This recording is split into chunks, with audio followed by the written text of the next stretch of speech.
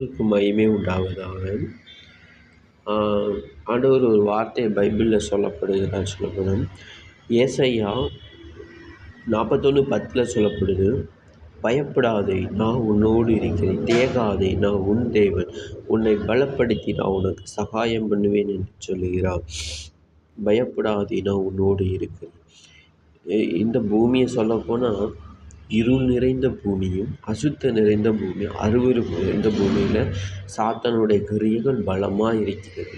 ஒவ்வொரு நாளும் சாத்தானுடைய கிரியைகளை பார்க்க முடிகிறது. பொல்லாத சாத்தான் கொஞ்ச காலம் மாத்திரமும் மிகுந்த கோபம் கொண்டு பலமாக இறங்கி இருக்கிறத பார்க்க முடியுது.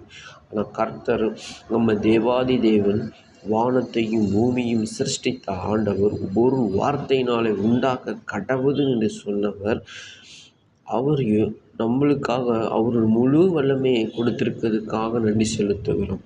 அதே மாதிரி திகையாதே, நான் உன் தேவன். அவர் நம்முடைய தேவன். அதான் தாவீது பக்தன் சொல்லுகிற, அவர் நம்முடைய தேவன். அவர் பலப்படுத்தி நமக்கு சகாயம் பண்ணுகிறார், நம்மளை பலப்படுத்துகிறார். நம்ம எவ்வளோ சோதனையிலும் எவ்வளோ போராட்டத்திலையும் சத்துரு கொண்டு வர பிரச்சனையில் இருந்தால் நம்மளை பலப்படுத்தி நம்மளை தைரியப்படுத்துகிறார். நம்ம நீதியின் வலது கரத்தினால் நம்மளை தாங்குவாராம். ஒரு நீதியின் கரம் அவருடைய கையில் நம்ம ஏந்திய களிமண் பொன்மைகளாக இருக்கிறோம். அவர் நம்மளை தாங்குகிற தேவனோ, தப்புவிக்கிற தேவனாக இருக்கிறார். அவர் எப்பொழுதும் நம்மோடு கூட இருக்கிறார்.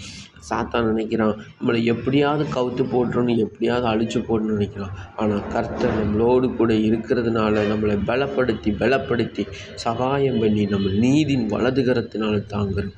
அவன் எவ்வளோ திட்டம் கொண்டு வந்தாலும் ஒரு திட்டம் பலிக்காது என்று கர்த்தருடைய வார்த்தையை கொண்டு நான் சொல்லுகிறேன். ஆனால் நம்மோடு கூட இருக்கிறார். உங்களோடும் ஆண்டவர் இருக்கிறார். அவர் நாமத்திற்கு மகிமை செலுத்துவோம். ஆமென்.